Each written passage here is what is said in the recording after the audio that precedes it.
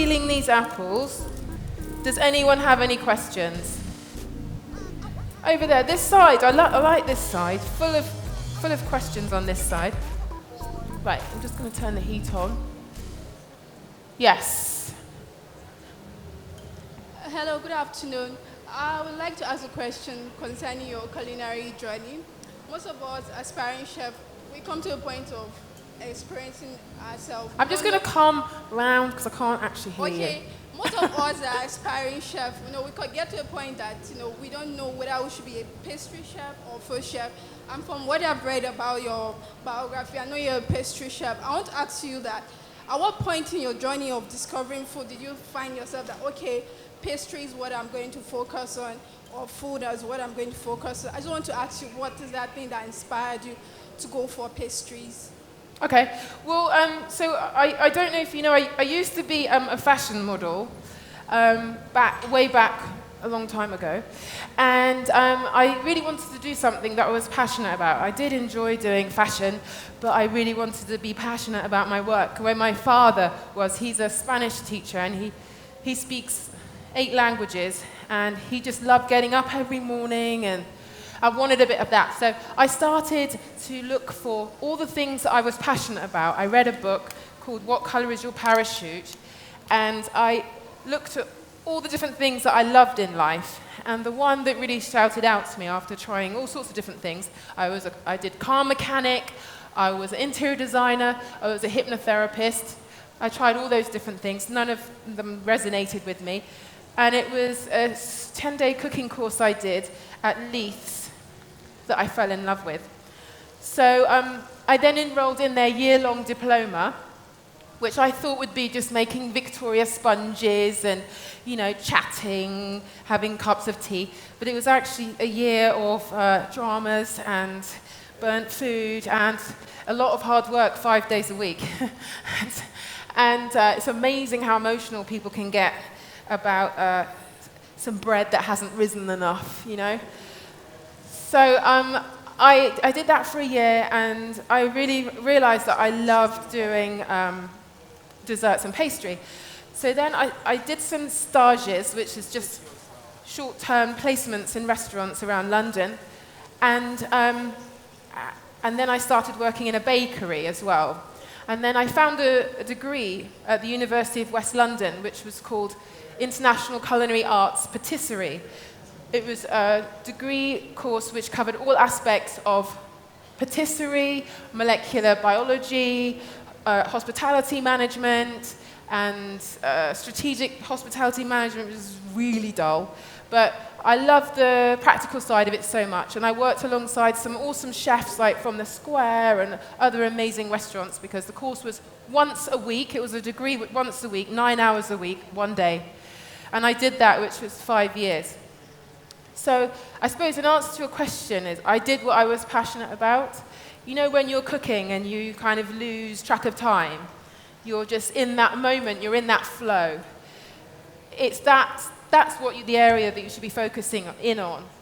Is there a particular area of cooking that you prefer more than something else? Or you're not quite there yet? I mean, maybe I don't think you have to specifically focus in on one thing straight away, because once you start working in different areas, you'll find it. Maybe you just move around the kitchen for a while, So I think there's this, Charity, can you do the pears? Peel the pears for me, please. Peel the pears. Thanks. I think there's this concern that you have to kind of really focus in on one thing and know what you want. But if you love food, just keep following it, keep doing what you're doing, and it will come very clear which area you want to focus in on. Okay. Anyone else? So basically here, I've put the sugar and the butter together. Don't like that peeler, so I've given the job to someone else. And, all right. And I am making a caramel. And what you want with this, you want it to get nice and dark, because that's where your flavor's going to be. So you can take it, you can push it quite far, because when it goes dark, I'm going to pop the pears in, and the liquid from the pears is going to dilute it a bit, so I can take it quite dark. All yes. right. Thank you very much. Following your passion for baking and cooking, how did you tend to maintain a good physique? Because I looked you up immediately you came to Nigeria. You immediately hit the gym. You went to the gym. I saw your workout session. I did. So what targets did you set for yourself on maintaining a good body? Well, so well, I think I love cooking, but I don't eat all of it. There was a song, Biggie Smalls. You know remember Biggie Smalls? He did a song, he said, never get high on your own supply. So I try not to eat too much of what I make. Do we have any questions on this side of the room? Okay. Let me bring you the microphone. You need a small knife? Hello. You're known to like wearing white. I have to come forward because I can't. Sorry. I'm just going to move this over here. Can't hear. I said you're known to like wearing white when you're cooking. Any reason? White. Yes. So I only had like a dress. No, I saw on the online that you tend to wear white t-shirts all the time. When I'm cooking? Yes. Yeah. Well, I suppose traditionally it would be chef white. So just because it's on television and so it's more relaxed, I just wear a white t-shirt. Okay. Thank you. But everyone said, how do you keep your t-shirts so clean? Yes. Because there's like 150 backstage. Thank you. I'm doing quite well today. Anybody else? One more?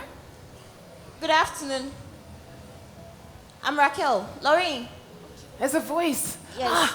Please, how do you handle stress and what do you see as fun, aside cooking? Well, gym is very important to me, and I meditate twice a day as well. And I'm old, so I'm just more chilled now. So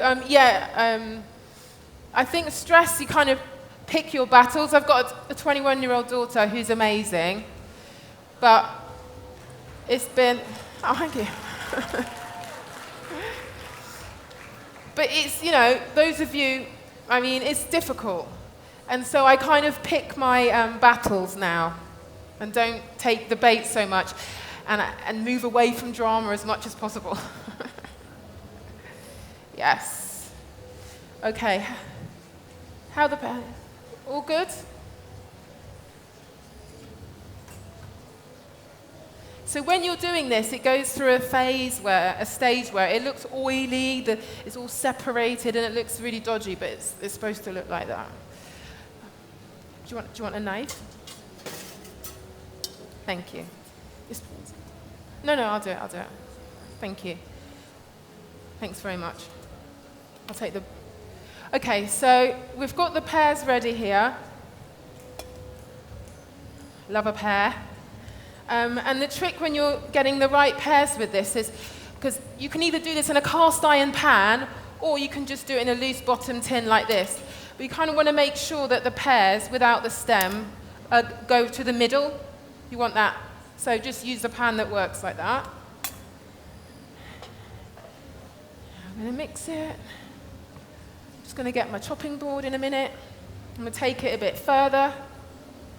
And then the pears go in, and then they get this beautiful caramelized, sweet, buttery flavor, which is what we want. Thank you, love. Thanks very much. Knife, chop the pears in half. Keep an eye on that.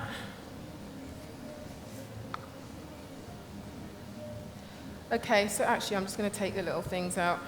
So any more questions whilst I'm doing the pears here? Okay, we have one over here.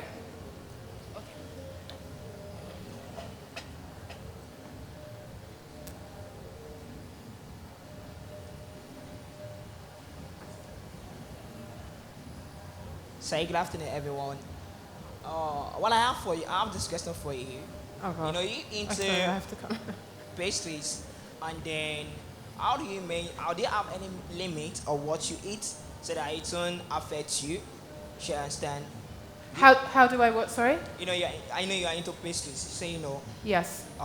Then you what you just said now. You said you try to caution yourself by eating low pastries. You understand? So what I'm trying to say in a nutshell is that do you always eat the pastry every time, or just you understand? You understand where I'm coming from?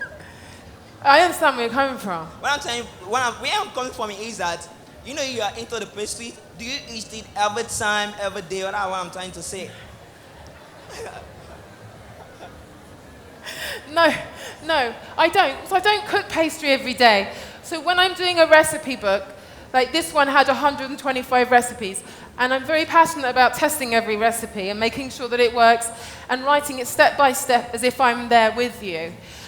And when I'm writing a recipe, I have to keep tasting, and I can put on like a stone. But the rest of the time, the rest of the year, I'm definitely not like eating pastries every day. No. Do we have any other questions?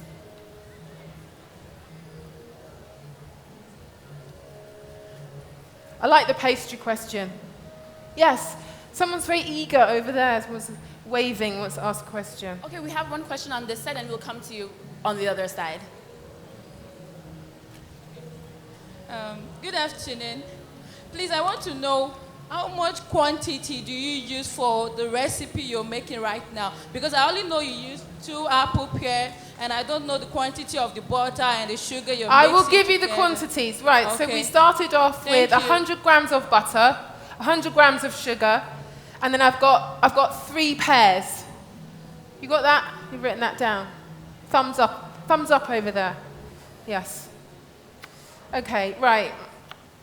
So we've got our pears, we've got our last pear here. I'm just going to take these pips out, and I'm just going to start putting them into my caramel. Would you use pineapples, do you think? Would you like to use pineapples for this? Yeah. So with the pineapples, you cook them for there's a lot of liquid that's going to come out of the pineapple, but it will be amazing. Be amazing. So are there any aspiring chefs in here? Or are you all home cooks? Aspiring chefs. Loads of aspiring chefs. Yay! So does anybody want to be a pastry chef? Oh, wow. Yeah, good on you. It's great. It's all quiet. The pastry section of restaurants all quiet. Don't get shouted at. Just do your own thing. In most restaurants, it depends where you are. I've left the pips in that one. Make sure you get all the pips out. Now, when you put the pears in, be really careful. I'm actually going to take it out. When you put all the pears in, be careful because it can splash up, and hot sugar is no joke, as I'm sure you know. Any questions?